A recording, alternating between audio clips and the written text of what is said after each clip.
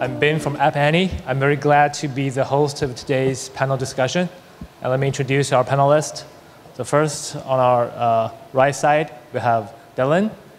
She's from Smaato, which is a leading mobile advertisement platform service provider covering the whole global markets. And we have Honey, who is on my right side. So he's from Wego. Wego is a very successful online travel platform, which helps you to compare different prices, different deals from different travel agencies to help users to get the best deal to book flights and hotels. Now, let's give a round of applause to our panelists to join us today. Thank you. Thank you. So today we'll talk about the topic about how to do regional and global marketing, how to promote your apps, your service in a global scope.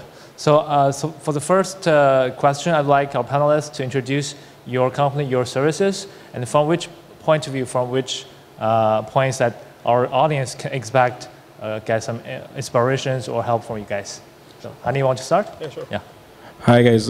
This is Honey. I'm the VP of Mobile at Wego. For those of you who don't know Wego, it's a travel aggregator. So we basically aggregate prices from travel agents. It could be travel agents, it could be airlines, it could be local travel agents. Like, for example, I'll give you some examples. In India, the travel companies that are the biggest are Make My Trip, Yatra, for example. In Saudi Arabia, it could be Flynas, it could be Nusa Trip in Indonesia, Ticket.com in Indonesia. And then you know the global brands like Expedia, Booking.coms, obviously, Agoda.com. So what we do is we go basically, we have an app and a website. And we aggregate prices for you guys so that you don't have to go on 10 different, 15 different places to find the best prices. And then we let you book through whoever you want to book through, so we are unbiased. And I take care of the mobile apps, product development and partnership side of things. I think to answer your question about a regional approach, because Wego operates in Southeast Asia and Middle East, yes. And we are hugely successful in the Middle East and in Southeast Asia, and the two regions are completely different. And the reason why I say that is because not only is it about the language, it's about the culture of the people, it's about travel behaviors, it's about the travel periods as well.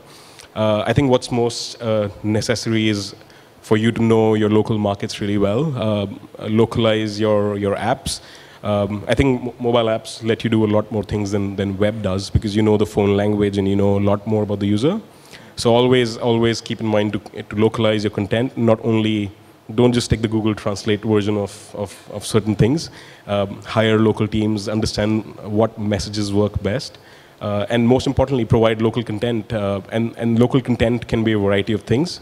Like in Wego's context, in India, I need to make sure that people get the prices from the local partners, so like Make My Trip, Yatra.com. And at the same time, I need to also give them prices from Expedia, Booking.com, because people like to see a variety of prices. Yeah. Payment options is another one. I'll give you an example of Indonesia, where people don't necessarily carry credit cards, and the most common way of payments is bank transfers. So while I can give them prices from Expedia and Booking.coms, if they don't have a credit card, they won't be able to pay using a credit card. So we need to basically make sure we provide content which is fully localized, understand the user, do focus groups, obviously, and localize from a language point of view as well. Of course. So we can see that Honey from Wego, they have very rich experience in targeting different markets, different regions with different cultures. So we'll go to the details in the following questions. But first tell us, what's your focus markets? What's the country that you are working on currently? So what's the biggest markets? Wego traditionally started off in Southeast Asia. So we are headquartered in Singapore. We were very big in Indonesia, India, the whole of Southeast Asia, covering Malaysia, Taiwan, Philippines, Vietnam. About 2 years back, through our mobile apps, Middle East became a very, very big market for us, and now it's actually leading Southeast Asia as well. And Middle East covers Saudi Arabia, UAE, Kuwait, Lebanon, Qatar, Oman. And very recently, we've started doing really well in Taiwan and Hong Kong. Of course, China is a big market, so we're not really aggressively going after China, but we have that in our in our plans for the next few years as well. Sure. Okay. So very interesting. You see that they started from Southeast Asia to Middle East and to Hong Kong, Taiwan, and later to China mainland. So very large coverage already indeed. So I'd like to know from our audience, who are you guys publishing or planning to publish an app or a service outside of Taiwan or in different regions of the world? Can you raise your hand, please?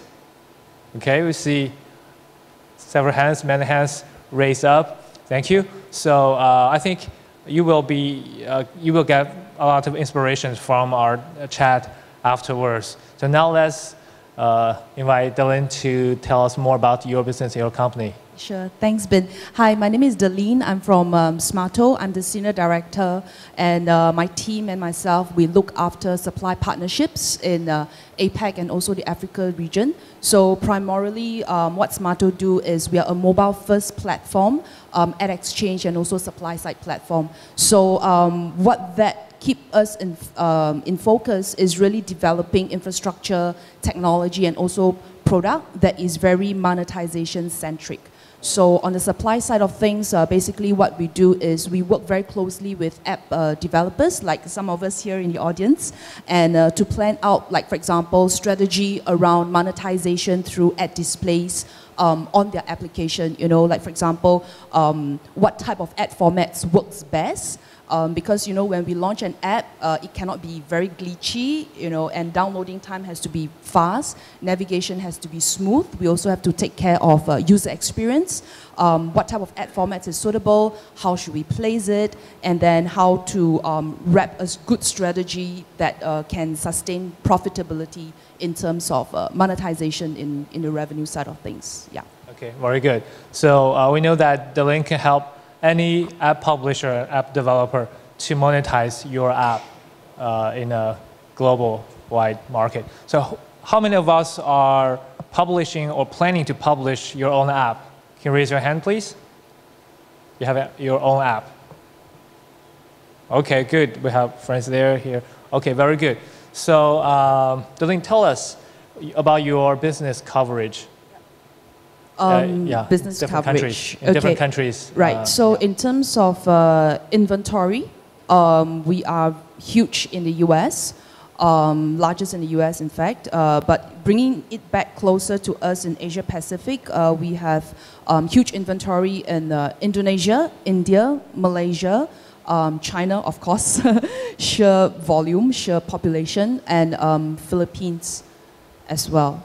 Yeah, and what we have been gearing towards, which we think that is really suitable for the DSPs and the demand partners globally, is we run after what we call premium inventory. So, you know, they are local inventory, we have local users, and more importantly for our supply partners is really to be able to track data yourself. For example, device IDs, lat-long information, demographics. I think these are very valuable proprietary information even for the app developers themselves. Yeah. Yeah, definitely. So yeah, so you cover US largely and also Southeast Asia, but also including China mainland as well, right? So, well, let's start from Southeast Asia. This is a big region with a lot of countries, different cultures. So I'd like to invite Honey to talk first. So from your point of view, when you are attacking these countries, what's your strategy? What's a working strategy you would describe for our audience? I think, I think Southeast Asia, let me break it down in terms of our context. Of course, as a travel app. Yes. I think the biggest travel periods in Indonesia are during the fasting period, you know, the Lebaran period, which is June and July. They have school holidays at a different time than we have in India, for example. In Singapore, in Malaysia, the timings are different because, you know, we have people from different religions. Their holidays fall on different times as well. So we need to basically make sure that the way we market the product that we offer to our users is actually very well timed as well. So for example, in Indonesia, our marketing starts, if we want to do any branding campaign, for example, we want to do it at the right time, which is March, April, May, June, July is when people start planning their leaves as well. People start planning their holidays. So we keep track of things like when are the best travel periods and also the lead times, because Indonesia, people might be booking their travels a month before the travel, whereas in India, we know it's 3 months, 4 months before the travel, because people think the earlier you book, the cheaper it is, which is true in certain cases as well. Yeah. So for us, we need, like, we have local offices, obviously. We work with agencies as well to do this kind of consumer research, to find out how are these different markets different in terms of travel periods, what kind of, what plays in the minds of people when they're buying tickets. I know we're talking about Southeast Asia, but I'll give you an example of Middle East. When we did consumer research in the Middle East, we found out that we're a price comparison engine. So we thought that first and foremost, people want to find out the cheapest price. And it can be from, let's say, an Air India. But what we found out was that in the Middle East, people do not necessarily go for the cheapest tickets. What they go for is trust. Can they trust this carrier? Whereas in India and Indonesia, if the price is down by $5 and it's from a provider they've never heard of, they will probably go for that. Okay. So we need to be very, very, we need to know our users, and we need to know the travel periods, the travel trends, and market at the right place at the right time as well. Provide them the local content, and most importantly, for us to make any money, people have to be able to book. And if they can't book, I mean, the whole business model falls, which means we have to cover the local payment options. So Paytm in India, bank transfers in Indonesia, Visa, MasterCard in Singapore and Malaysia maybe. In China, it could be working with companies like Alipay and aggregators of all sorts. Yes. Well, so from what you say, I understand that it's very important for you to know the customs of the users there, know their culture, know their ways to plan their travels, and also know when to do your marketing campaigns. It seems that you do a lot of research on the different countries before you go there, right? Remind us your company size, and since when you started to do this very customized, research and marketing campaign plannings for the different countries. Right. So the company's been around for 10 years. It's just that the nature of the business is such that we have to go and aggregate each and every partner, which means we need to have commercial agreements with each and every travel site, do an integration with them, and we have more than 800 to 900 partners. So it took us a long time. The whole idea of meta search is still new to this region. People don't understand the difference between meta search and a travel agent, where people need to understand that meta search is actually comparing prices and it's unbiased. We're not forcing you to buy from one over the other. We're just telling you where the cheapest prices are. So it has taken us a fair bit of time to build that brand around it. But like mobile apps have been something which we launched last year, and since then our company has grown really fast. We're still a startup. We've raised over $50 million till date. And we're 100, in terms of size, we have about 100 people, half of them based in Singapore, and the other 50 are based out of Dubai office, Bangalore, Jakarta, and we are hopefully planning to open an office in Taiwan. We have one employee already in Taiwan. So yeah, that's good news. Impressive. I think, well, for a company of your size, I think it's quite impressive to have such a localized strategy for different areas, and also so adapted to the different markets, right? Well, now, next question I will ask Delynn about some different cases, because for Wego, we know that your business is very local relevant, right? You need to adapt to different cultures very much to be able to get users there. Let's think about some other kind of services where maybe you have less local cultural relevance. Maybe you could take a different approach or a less localized approach to be able to address a large area as much as possible. So before Delynn gets out her example, maybe you need a couple of seconds to think about. Let me just share with you guys from App Annie's point of view. We're seeing that now people are putting a lot of attention to Southeast Asian markets. We're saying that, well, yeah, India is huge. India is a big market. People are also saying that, Vietnam is growing so fast. Their mobile users are increasing dramatically, and it's a big market. So we're also observing these countries the more on with some data analytics on macro level. So from our point of view, we noticed that it's like the slide that I was showing this morning on the main stage. For the Southeast Asian markets, still the market really is growing, started growing quite quickly in terms of downloads, but still on the revenue side, there's growth, but still the market size is relevantly small comparing to their scale of downloads. So we need to get prepared and make an appropriate strategy to tackle these markets with our own service or app. So Delynn, do you want to share some story from maybe your clients or customers about their success story to do this markets or your suggestions? Yeah. Sure, no problem. I think, not because Hani is here, but I think especially for APAC, where we are so fragmented in terms of language and also in terms of culture, in terms of how we navigate around content on apps especially, I think what Wego has adopted in terms of doing really customized research for each market that you're entering in is actually very, very critical, because such quality research will result in quality navigation of the content between your target audience and also what you are trying to share with your user.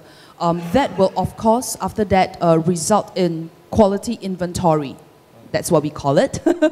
So, you know, a lot of brand budgets and also campaigns budget coming in from the demand side of things, you know, where they want to maybe push for user acquisition, like probably what Hani you would do, right? These are the kind of apps that they will look for, where it is real quality content and real quality users who can get very sticky around the application.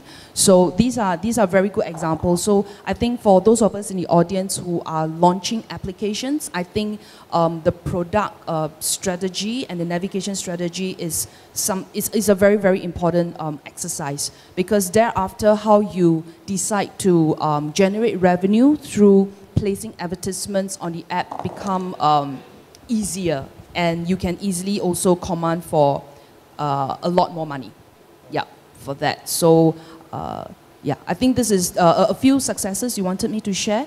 Bin is very similar. I think a few of the partners that we have worked with internally, they are actually very focused on getting quality traffic with quality real users. You know, for example, the travel app that we have, or utility apps or productivity apps that we have been using. I think the good news for us in Asia is that people here are getting really creative with coming up with different type of apps, which is really good. Then further on, we need to develop proper strategies for monetization and revenue generation. I hope that's your plan, Hani. Yeah, that is. Yeah. Of course, monetization is always a point that we need to think about, right? So before I ask the next question about monetization, if we have any questions from the audience, don't hesitate. Just wave your hands to me and let me know. Would like to get some questions from the audience as well. So just let me know at any time. Just bring it to my attention. So my next question will be about monetization, right? So we have been talking about user acquisition for a while. We know it's important, but what's the next step, right? What's the vision that you guys could share with us, especially for the coming 2016, about the monetization prospects in Southeast Asia or in different kind of the world? Hani, you want to start? Yeah, I mean, I guess for anyone developing an app or who already has an app, the very first rule is to have users. I mean, you can't make money from users who just download an app and just delete it. So first and foremost, very important, get an app that actually makes sense. It provides value to users. They like it. They keep it on the phone as well, because in certain markets like India and Indonesia, it's very common for people to download an app and then delete it because the phone memory sizes could be really low. So it's very important that your app is definitely on their first two screens. Let's put it that way. There's lots of ways of monetizing. In our case, our monetization is when we provide value to the users. If they find us better than going directly to an Expedia or better than going directly to a Booking.com, That's when we know users are going to come back, and that's how we monetize. We don't monetize the user directly, so the user doesn't pay. Ours is a free service, but we're providing extra value to Booking.com, Expedia's, and the local travel agents, and that's where we make money directly from them. In certain markets, that might not be true, and it really depends on the nature of the app you have as well. If it's a chatting app, you can be sure that people are using that app every day, so the repeat usage, the retention is much higher. For a travel app, people will not be using a travel app unless they have to travel. And in different countries, the travel trends are very different. So in India and Indonesia, people travel way lesser, and they travel domestic, which is a bit hard for us to monetize. And that's where we turn to like ad exchange technologies like Smaato, like Google, to basically monetize those users and still be investing in those users. Because just because they're not traveling more than 2 times a year doesn't mean they're not of value to us. It doesn't mean we can't provide value to them. But at the same time, it has to sustain. So that's where we turn into like ad exchange sort of technologies to make money. Of course, subscriptions could be an important one to look at. It really depends. In travel, I don't think subscription makes sense. It's more for music, for movies, for entertainment, and for rich media content. Yeah, I mean, I think that covers it pretty much for companies like Wego, at least. Yeah, well, I think it's very good that Hani brought up the subscriptions topic about monetization. Actually, let's say generally there are several different ways to monetize your app. One is that you have a clear business model. You have free service like Wego, but you provide high value to the users so that they can get the best deal in their travels. So they go to your service, and you share the revenue with the service providers behind you. So this is one typical way that you monetize your service. And besides that, we have, generally speaking, we have advertisement and also in-app purchase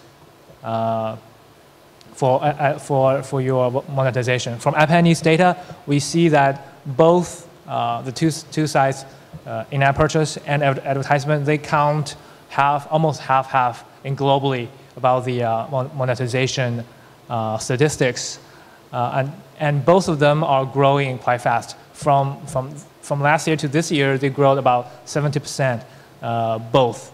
So it's quite significant growth on our view. So, from Delynn, you're helping the developers to monetize there. So you help them to get good advertisement. Can you tell us your point of view about how this will evolve in 2016? I think in 2016, there was a report that we read somewhere that I think about 60% of programmatic budget is going into display. In terms of what we are seeing in Smaato over here, in terms of budgets, I think we will continue to see huge budgets going into US. And then in Asia Pacific, we see a rise in Philippines, Singapore, Malaysia, Thailand, and definitely also China. What is different is that whether the campaigns that is coming in, is it performance-based or non-performance-based? Is there a specific objective that they are trying to achieve out of every campaign? So that has been a trend. And I think we also read on the report somewhere that on the point what Hani just mentioned, I think on the average, all of the smartphone users has about 42 to 45 apps on the phone. I've not exactly counted mine, but maybe everyone here, you can count yours. So I totally agree with what Hani mentioned, valuable app that you have so that it sticks around with us on the phone even more, even better. Yeah, I think that's the kind of trend in terms of budget movements. If we talk about different ad formats, I think display is probably here to stay in most of the markets, but we do see more and more movement of the budget into vast and even native. But what is really important for some of the app developers here who are looking to monetize is how each different ad format suits your content when the user navigates around, So I'm not sure, maybe for Wego, more suitably might be native. I don't know, but it's just a thought. So different type of ads, different type of navigation styles. We have to consider the different ad formats that is available in the world right now, which is so many. Yeah. So far, do you see major differences in the different markets? Like from Asia, from US to Asia, or in different regions in Asia, including southeast of Asia? Do you see the major difference? Very different. Yeah, especially on the buying side of things, I think Asia Pac is still not as mature in terms of understanding what to buy, how to strategize, how to optimize and all that, as compared to US. But our rate of adaptability is really high for Asians. So we are always very eager to try, just cannot bear with a lot of money. So which is not a bad thing, right? So we are just very careful and want to make sure that whatever campaign we launch really works. So there has been a difference. And also how we adopt new ad formats. There's also very significant difference between Asia Pacific versus like more mature markets in terms of mobile advertising in US and UK. Yeah. Okay, very interesting. Do you see that in App Annie? I mean, yeah, of course. Yeah. We, for example, we look at the percentage of revenue from advertisement versus in-app purchase. Yes. It varies dramatically across different countries. Even it's very different among developed countries and among developing countries. You cannot really find a rule to predict, well, it's so in Japan, so it's the same in Korea. No, it's not the case. So we really need to look at country by country how the market is different.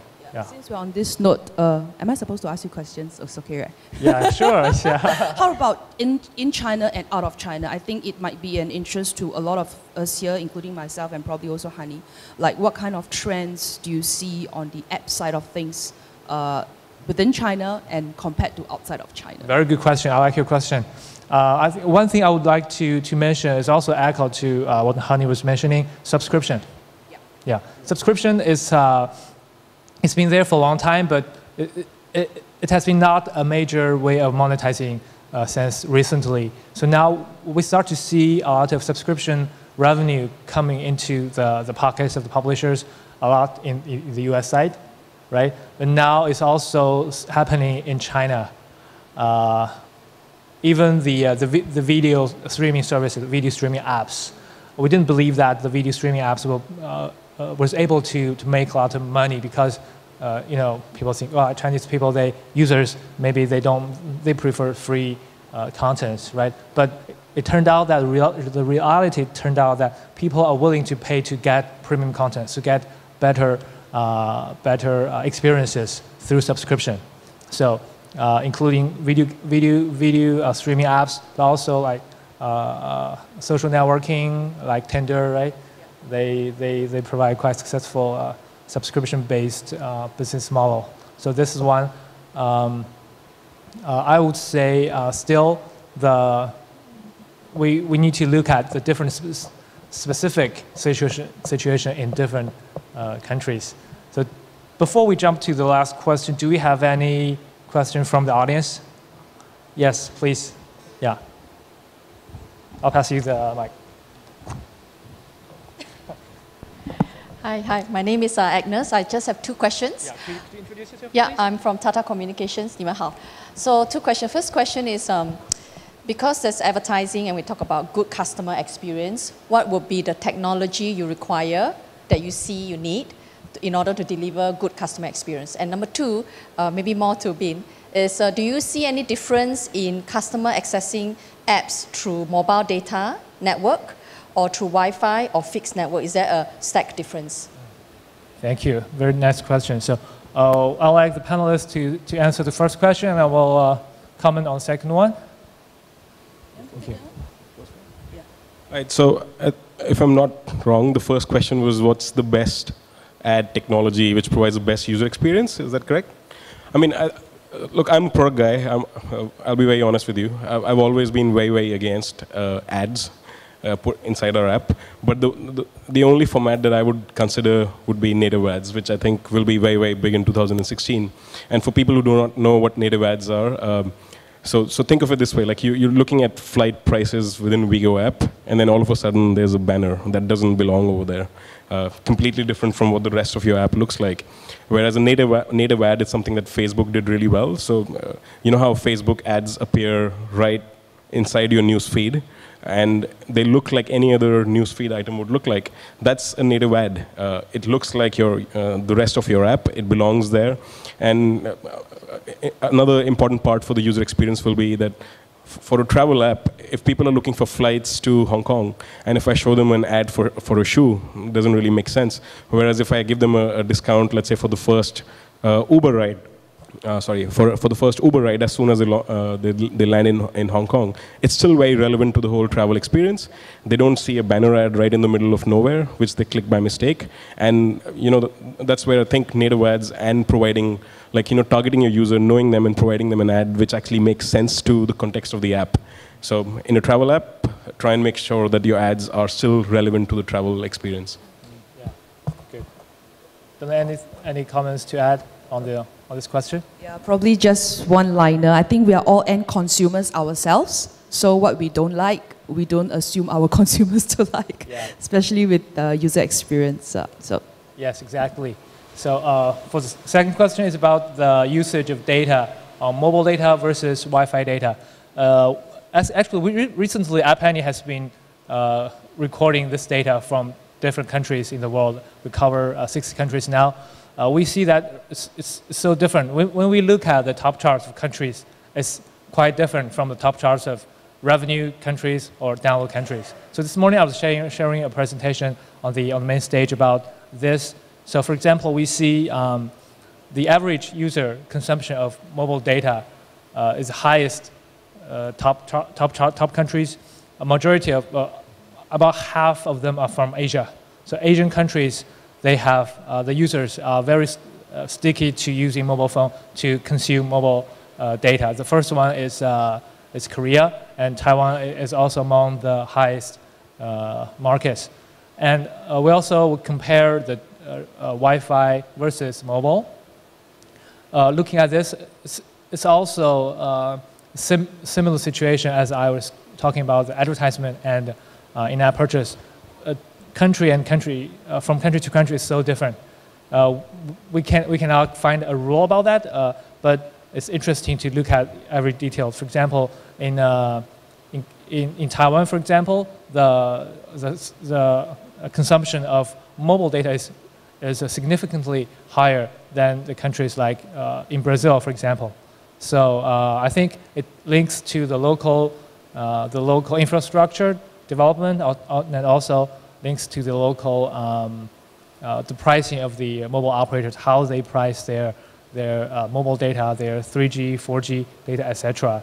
So we do have more to share. We have reports on our website on appannie.com. If you guys are interested, I'm glad to invite you to read the report. It's a free report, a lot of interesting contents too. So okay, I will get the last question from audience. I will skip mine. I'll give our audience this opportunity to ask question to our panelists. Yes, please.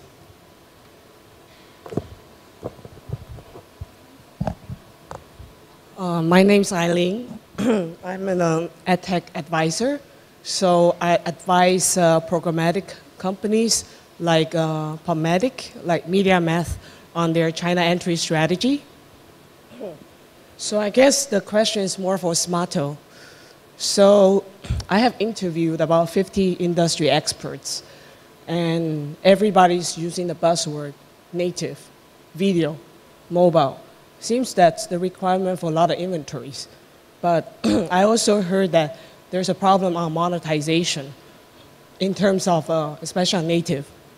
So from your point of view, or from what you can see on your exchange, what is the percentage of, in terms of inventory, of native versus other ad formats? And, and is the monetization in correlation with your inventory percentage? And what is your outlook for 2016 on that? So comparison of native versus other formats of ads, and what's the change in 2016, right? Usually the monetization is not correlation with the percentage. The share of voice versus the share of dollars, are they almost the same? For example, if you have 10% of inventory on native, can you monetize?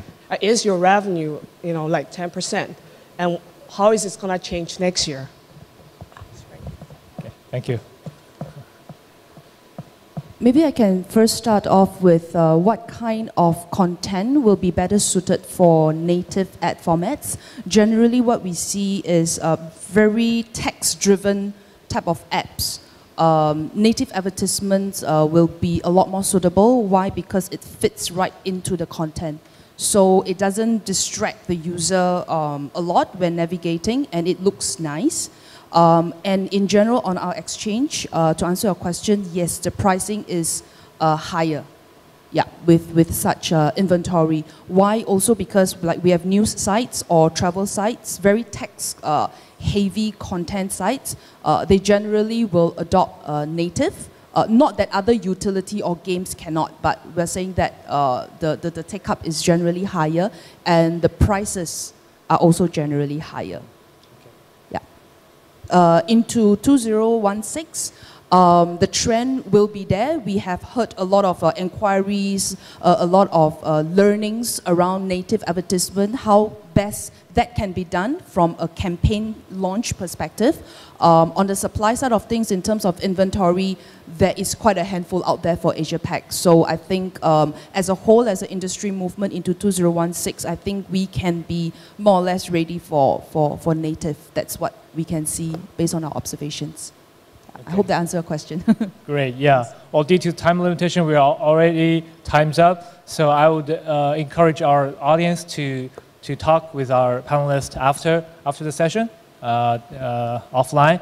And now let's thank our panelists, Delynn from Smaato and Honey from Wego again. Thank you so much. Thank you. Thanks, Thank you, Bin. Thank you. Thank you. Thank you very much.